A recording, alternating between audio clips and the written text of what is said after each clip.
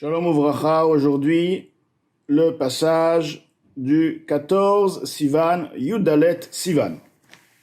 Vehine, voici, Bechinat Atzimtzum Ve'aester, le sujet de la rétraction et du voile, Achayut de la vitalité, Nikra Beshem Kelim, est appelé par le nom réceptacle. Ve'achayut Atzmo, la vitalité, donc le réceptacle englobe en lui une vitalité, Nikra Beshemor, est appelé par le nom de lumière. Alors, pourquoi la vitalité est appelée une lumière et le voile est appelé par réceptacle? Alors, un voile, apparemment, c'est un voile.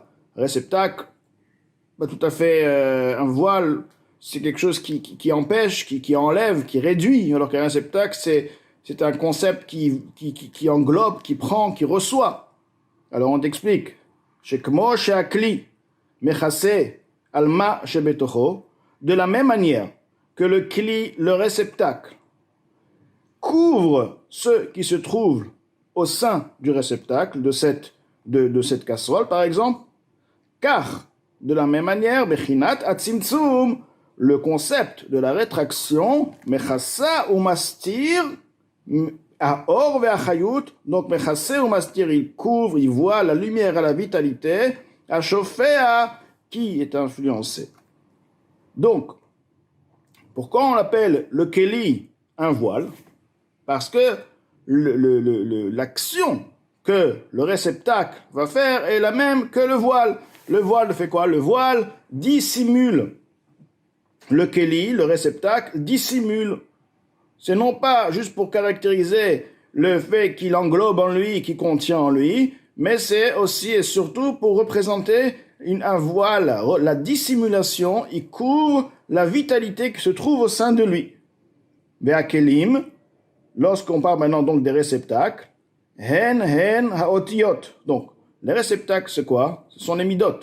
Les midot, on vient de dire qu'il y a, dans le passage d'hier, il y a chesed et gvura, la bonté et la rigueur, qui sont les deux qui permettent la bonté, l'yesh me'aïn, et la gvura, la rigueur, pour pouvoir à ce que le yesh me'aïn, la création, à partir du néant, puisse prendre un caractère, une identité propre, pour qu'elle soit un vrai yesh, une réelle identité. Alors maintenant, on te dit que ces deux réceptacles, la rigueur et la bonté, ces deux réceptacles, ces deux caractères, sont, eux, dans le sens, lorsqu'on monte dans 2 degrés, représentent hen aotiyot, ce sont les lettres, chez Shorshan, dont leur racine, he otiyot, la racine des lettres, des chavbet, des otiyot, les 22 lettres de la Torah, ils ont une racine, et la racine des 22 lettres sont les 5 lettres. Les 5 lettres, même Nun, Tzadik, Pe, Chaf, donc le Nun, le Tzadik et le Pe, Chaf, sont doublés. Même sophite, même final, Nun, sophite, Nun final, Tzadik sophite, Tzadik final, Pe final, Chaf, qui est aussi final, Chaf final. Donc, l'Admon Azaken, il explique ici qu'ils sont, étant donné qu'ils sont la racine des autres lettres, c'est pourquoi ils sont doublés. Maintenant, en quoi tu peux expliquer, en quoi le même, le nun, le tzadik est la racine du aleph ou du bet? C'est bien une racine à partir de laquelle l'arbre peut pousser et les fruits. Mais en quoi le même va être l'arbre du aleph et du bet? Même c'est un même, le tzadik c'est un tzadik et le gimel c'est un gimel. En quoi il va permettre au gimel d'exister? Alors, shehen hegvurot, sachant que lorsqu'on parle de lettres, il faut savoir que la lettre basique, c'est quoi? C'est le he. C'est la laine qui sort, he, qui n'est pas encore distinguée. On fait le he, qui est aussi une lettre, mais une lettre qu'on appelle simplifiée. Donc le he. Maintenant, pour que ce ha, cette haleine qui provient du cœur, puisse prendre une autre forme, une prononciation, il est nécessaire d'avoir des rigueurs. C'est quoi la rigueur? C'est de couper. La rigueur pour positive, bien sûr, mais qui distingue et qui fait donc la différence entre cette partie et l'autre partie. Je fais maintenant, je sors la laine elle sort, elle fait gimel. Donc, c'est aussi une haleine. S'il n'y a pas d'haleine, il n'y a pas de gimel. Mais à partir de là, tu as coupé la laine, tu as utilisé un des voies de l'articulation, bien sûr, tout en coupant la laine, en tout en réduction. On fait une réduction par rapport à la laine qui aurait pu sortir, mais sachant que la laine même, c'est la racine. C'est la racine. Donc, pour revenir ici, c'est même Nun Tzadik Pe Chaf, ce sont les cinq voies de la prononciation, si on veut, qui permettent à partir de distinguer et de toutes les autres prononciations. Donc, en effet, il s'agit ici des 5 rigueurs de base, basiques, qui permettent, à partir de là, de prononcer toutes les autres otiotes, les autres lettres. Maintenant, lorsqu'il s'agit de Hegvurot, on sait que dans le spirituel, dans les sphères, il y a Gvura, et il y a aussi ce qu'on appelle les 5 rigueurs. Et d'ailleurs, c'est de là où les 5 rigueurs descendent, tout ce qui descend en bas et qui puisse être caractérisé par des otiotes, par des lettres, et les 5 Gvurot, donc les 5 lettres qui ont été citées ici. Donc, dans les mots, Amechalkot ou Mafridot, ces lettres divisent, séparent Ha-Hevel, la laine, Vehakol et la voix Behemot Sotape, par les 5 voix de la bouche, les Itavot Ravbet Otiot, pour créer 22 lettres. Veshoresh Ha-Gvurot, lorsque nous allons monter dans la racine de toute chose, car toute chose a une racine. Si on veut comprendre la chose, il faut monter dans la racine. Peut-être qu'on ne comprendra pas la racine totalement, peut-être pas du tout, mais déjà comprendre qu'il y a une racine à toute chose. Donc, le shoresh, la racine de ces 5 rigueurs, ou butsina de kardunita, c'est le butsina, la lumière de l'obscurité. Alors, vous allez me dire, lumière, la lumière de l'obscurité. C'est une obscurité, et pas une lumière, c'est une lumière, la lumière de l'obscurité. Ça se contredit. Alors on te dit oui, dans les Zohar, il s'appelle butsina de kardunita. C'est la lumière de l'obscurité. Shehi gvura ilaha de atik yomin, c'est la rigueur suprême de atik yomin. Alors il y a ce qu'on appelle les 10 sphérotes, les 10 sphères. Mais au-delà des sphères, il y a ce qu'on appelle le keter. Keter, la couronne. La couronne repose sur la tête.